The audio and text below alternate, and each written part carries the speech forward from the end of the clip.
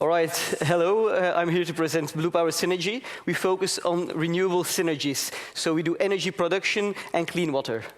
The challenges in this area are, of course, very broad, from pollution to climate risk to drought, but also logistics of having fuel come in locally, and also the flooding and the fuel theft is a big issue.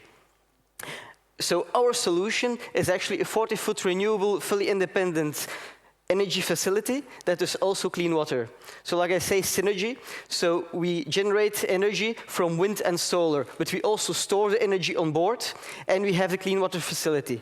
So the specifications, we produce about 150 to 300 kilowatt hours a day, depending on the local environment of the wind and the solar intensity, of course. When equipped with a desalination unit, we do about 30,000 liters of fresh drinking water every day. For agricultural purposes, like in the Tuamotus in Polynesia, we are talking about 150 to 200 cubics per day. The company was founded at the end of 2016. Today we have 2 full-scale pilots operational, one in Belgium and one in Hellevoetsluis will be installed there in the next weeks. And we signed a few weeks ago our first commercial contracts to deliver 2 facilities for drinking water to the Solomon Islands and a humanitarian aid program. So the market, as you hear, it's basic necessities, electricity and water, so it is a very vast market. Herein we have the off-grid and microgrids, billion-dollar market, as 20% of the world population has no access to electricity and 90% of the new emerging economies need energy. So unreliable grids, for example, India, Brazil, are also huge markets. The construction yards and the renewable energy in ports is a new upcoming market.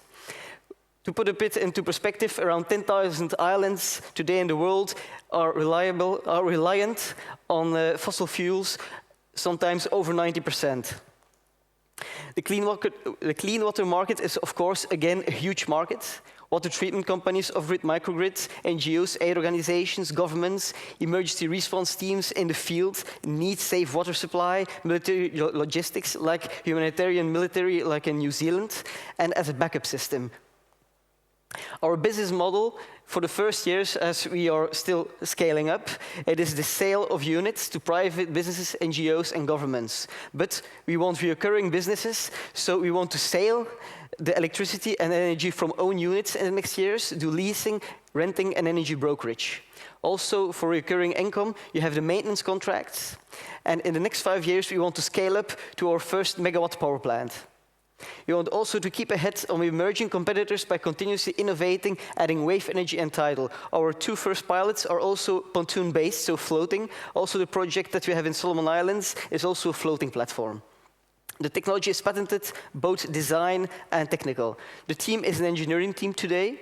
So we have our CEO, René Timmerman, who has been 37 years working for Tractable Engineering, ENGIE, in several committees and as project manager. Myself as a project manager with 10 years experience in renewables and shipbuilding industry.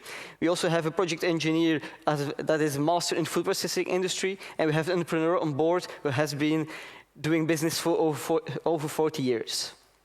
Financial, we have invested around 700,000 euros of our own funds into the company. We have received 550,000 euros of subsidies, and we are now looking for a capital for scaling up, an equity investor, but also industrial partners. Because as we said, we are specialty in engineering, we need production now. And we look at the return on investment in about 3 years for the company. The exit will depend, of course, on the type of investor. A banker will more likely be a short-term investor, while an industrial partner will be long-term for the production. Our next steps is thus the production expansion, hire sales experts, and of course, international exposure through showcasing our existing pilots and the newly sold units in Europe and Oceania, but also the world in the coming months. Lobbying is also a part of the future steps that we want to do, as we want to take advantage of the Green Deal, the low-carbon transition programs and projects, especially because there is a lot focusing on islands and remote locations. So I thank you for the attention. Thank you very much indeed. 12 seconds to spare. Good timing. Right. Who's got some questions down here? Yes. Could you please explain, it's an interesting presentation, great idea. Explain your sustainable competitive advantage. I didn't really understand the patents, how you're going to, somebody else can do the same thing, it appears. So explain how you're going to continue to be the world leader 5 years from now, 10 years from now. Well, the patents, that's the technical aspect, so we have several technical aspects of the system that has been protected, but also the design, because you also can take the looks of something and protect it that way. So we took both patent types to have an optimal protection, because else it's more difficult. But because of it, we have a protection. Now, our first thing is also that because we are one of the first in our market, we can take advantage of it and really get ahead of the competition, especially by continuously innovating. We are here now on the market. We spent about 5 years in research and development. Before it, already back home and back on university, we were already doing trials. So there is almost 10 years of research that went into getting where we are today. Okay, thank you. Where's the microphone? Down here, please. Thank you. Thank you for the presentation. That's really interesting. Let me just be very honest. You look for a sales expert. I saw that's one of your next steps, and what you describe looks very much like an engineer-driven project, to me at least. And so I'm wondering, and this is linked to the governance and the team you have in place, have you identified already this sales expert? Do you know who you can bring in to give more marketing weight to your proposal? And if not, what would be your plan? I mean, if or if not, but then what would be your plan with this person? Would it become a partner in the business together with the existing partners, or is just an employee? Because to me, that's very important to see if this is someone you can commit long term to your venture.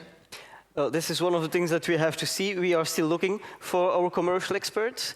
The principle would be, if it is on our regular payroll, to get him a percentage on every sale he has, to really have him involved. But it depends also on the project partners. If you get a big industrial investor that wants to come on board with production facilities, but maybe also their salesperson, maybe they already have their sales team. But we have a few contacts in Engie through René Timmerman, where they used to sell power plants, coal plants, smaller coal plants, to Africa. That person has already an entire sales market, and that's one of the persons that we're going to involve soon and getting also on board. I've got time for one more quick question. Yes, sir. It's not clear to me whether you have a patented technology or whether you are integrating 3 or 4 different technologies and it's the integration that is your speciality, or whether putting all of these things together in a container that can be shipped anywhere in the world is your USP. Could you cover that for me, please? Well, it's the combination, putting every technology together, but also the wind wall, that is the 6 vertical wind turbines that produce the electricity that are synchronized. That's also one of the things that we put into reality.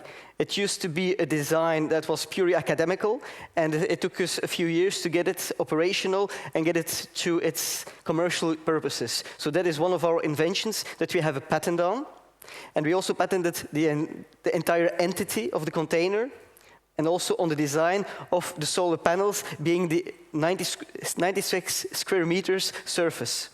So you have taken several approaches to protect it as much as possible, especially as we're going to China, which could easily try to copy us.